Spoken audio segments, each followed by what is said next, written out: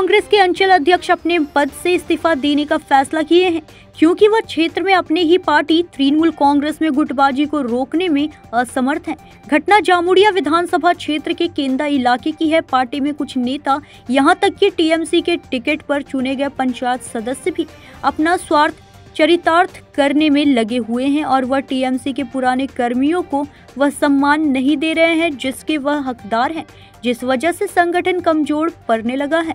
तृणमूल कांग्रेस के अंचल अध्यक्ष संदीप बैनर्जी इस टूट को रोकने में असमर्थ हैं, इसलिए उन्होंने इस्तीफा देने का फैसला किया। यह घटना जामुड़िया विधानसभा के 2 नंबर ब्लॉक के केंदा इलाके की है।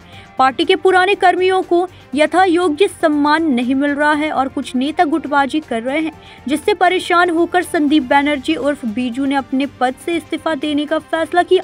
संदीप बैनर्जी ने कहा कि इस पद पर रहते हुए उन्हें यह समझ में आ रहा है कि कुछ चुने हुए पंचायत सदस्य भी अपने स्वार्थ को चरितार्थ करने के लिए अपने पद का दुरुपयोग कर एक अलग ग्रुप बनाने की कोशिश कर रहे हैं। उन्होंने बताया कि यहाँ पर मार्क्सवादी कम्युनिस्ट पार्टी या बीजेपी बोलकर कुछ भी नहीं है, लेकिन टीएमसी के ही कुछ लोग और चुने हुए जनप्रतिनिधि संगठन को बर्बाद कर रहे हैं।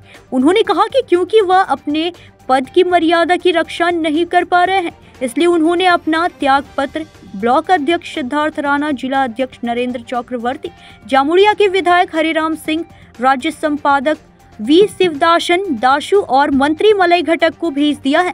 इस बारे में जब हमने संदीप बैनर्जी से बात की तो उन्होंने कहा कि वह टीएमसी की स्थापना के समय से पार्टी के साथ हैं। उन्होंने सही मायने में जमीनी स्तर की राजनीति की है और जब यहां पर मुकुल बैनर्जी का देहांत हुआ तो उनको इस क्षेत्र की जिम्मेदारी दी गई थी।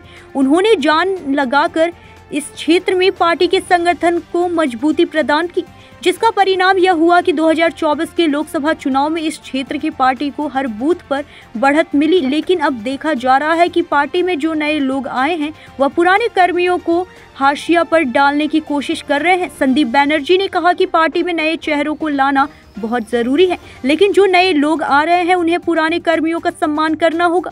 लेकिन दुर्भाग्य की पूर्ण बात है कि ऐसा नहीं हो रहा है, जिस वजह से उनके लिए अब यहाँ पर संगठन को नेतृत्व देना असंभव हो गया है। इसलिए उन्होंने त्याग पत्र दिया। उन्होंने कहा कि पार्टी कभी नहीं कहते कि पुराने कर्मियों को महत्व बना दिया जाए, सभी को साथ लेकर चलने के लिए पार्टी हमेशा रहती है। लेकिन अब पार्टी में कुछ लोग ऐसे हैं जो पार्टी से ज्यादा व्यक्ति को महत्व दे रहे हैं।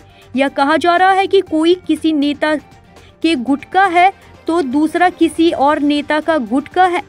संदीप बैनर्जी ने कहा कि पार्टी की ऐसी हालात वह नहीं देख सकते और आने वाले विधानसभा चुनाव से पहले वह पार्टी के हित में त्यागपत्र दे रहे हैं। दादा আমরা খবর পেলাম আপনি অঞ্চল প্রেসিডেন্টের পোস্ট থেকে রিজাইন দিচ্ছেন, কি ব্যাপার? প্রথমে আমি বলি, আপনারা কোত্থেকে খবর পান, কোথা থেকে খবর পান আমি তো জানি না, আমি আপনাদেরকে ডাকিও নি। আপনার যদি কিছু বক্তব্য থাকে আপনি আমাকে জিজ্ঞেস করুন। তার আগে একটা জিনিস আমি বলে দিই, আমি তৃণমূলের সামান্য একটা নখের কর্মী।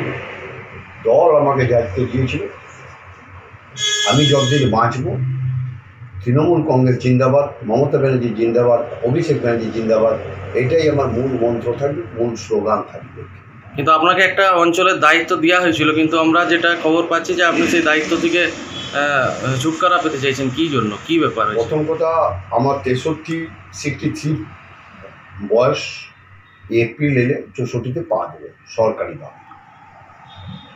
আমি বা আমরা যেভাবে 2023, 2024 দলকে একত্রিত করে জামুড়িয়া ব্লক 2 তথা কেদা অঞ্চল একটাও লিড, একটাও বুথও হারেনি 2024-এ। কিন্তু জামুড়িয়া ব্লককে আপনারা খোঁজ করে দেখুন, কোনো না কোনো বুথে হেরেছে। কিন্তু এই মুহূর্তে এসে আমার বিবেককে আমি নিজেই প্রশ্ন করছি, যার কতদিন বরদাস্ত করব, যারা একনায়কতন্ত্র চালাচ্ছে, যারা 98 সালে বুথে বসা কর্মী, যারা 98 সাল থেকে দলটাকে করে এলো, বুথকে আগলে রেখে এলো, তাদের আজ প্রাধান্যতা নেই। এবং কেউ মোবাইলে ঘরে বসে ইনস্ট্রাকশন দিচ্ছে। তারা ব্যক্তিকে পছন্দ করে না, আমি ব্যক্তিগতভাবে মনে করি তারা দলকে পছন্দ করে না, ভুল বললাম, দলকে পছন্দ করে না, ব্যক্তিকে পছন্দ করে। তামিল অনেক সময় বলেছে তোরা তো অঞ্চল প্রেসিডেন্টের লোক, তোরা তো অমুক লোক, তোরা তসুক লোক। এই যে একটা বিভাজনের রাজনীতি, এই বিভাজনের রাজনীতিতে আমি কোথাও মনে করছি যে আমি কোথাও চক্রান্তে শিকার হচ্ছি। কেন সামনে 2024-এ বিধানসভা ভোট, দল আমাকে যে দায়িত্ব দেবে মাথা পেতে নেব, কিন্তু এই মুহূর্তে এসে আমার অঞ্চলে চালানো সম্ভব হচ্ছে না ডিউ টু এই কারণ যারা বুথে বসা কর্মী তাদেরকে প্রাধান্য দেওয়া হলো না।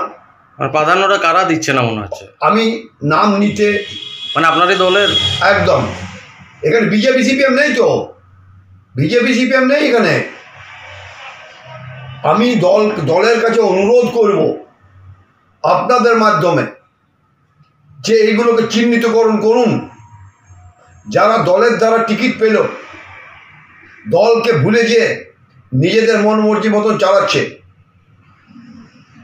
নিজের বুথে কেউ নিজের দায়িত্ব পালন করছে না। যারা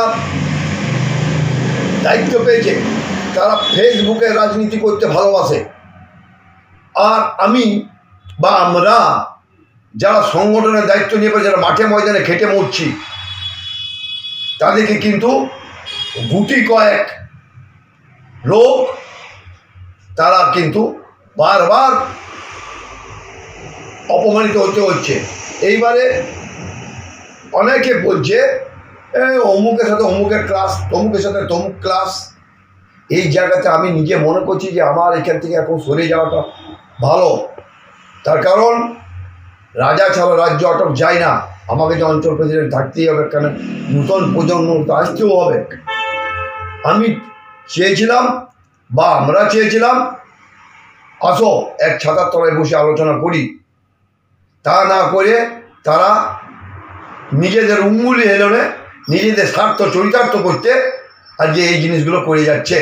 তার ভিন্ন তখন হয়তো আমি দায়িত্বে ছিলাম না, এটা ঠিক কোথায়। স্বর্গীয় মুকুল ব্যানার্জি মারা যাওয়ার পর দল আমাকে দায়িত্ব দিয়েছিল, সেখানে আমরা যথারীতি খেটে খুঁটে করেছি। 2024-এ আপনারা দেখেছেন হয়তো, সেখানে গুটি কয়েক নেতা বা গুটি কয়েক কর্মী তারা বলছে তুমি বিজুর লোক, তুমি অমুকের লোক। এই যে জিনিস, এই জিনিস আমাদের দল কিন্তু বলেনি, আমাদের দল কিন্তু বারবার বলছে যে পুরনো লোককেও সম্মান দিতে হবে, নিশ্চয়ই নূতনকেও দরকার, কিন্তু নূতনরা এক না এক তন্ত্র যদি চালাতে গিয়ে আজকে পুরনো দিকে যদি বেগ দেয়, তাহলে পুরনো লোকরা কী করবে? আপনাদের কাছে আমার একটা প্রশ্ন রইল এবং দলের কাছে প্রশ্ন রইল। আর আরও কতগুলো জিনিস যেমন আমি বলে রেখেছি আপনাদের। जामुड़िया से सत्यनारायण सिंह की रिपोर्ट।